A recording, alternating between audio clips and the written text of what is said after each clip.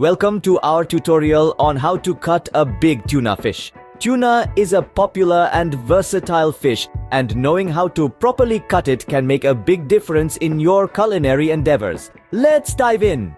Before we begin, ensure your workstation is clean and sanitized. Use a sharp knife and consider wearing gloves for safety.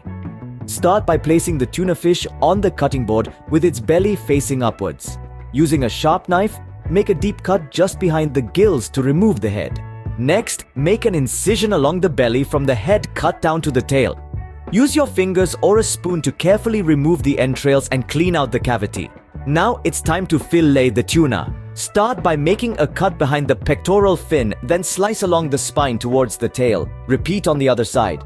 To remove the skin, gently slide the knife between the flesh and the skin using a sawing motion. Continue until all the skin is removed. Finally, cut the fillets into desired portions. You can slice them into steaks or leave them whole, depending on your preference.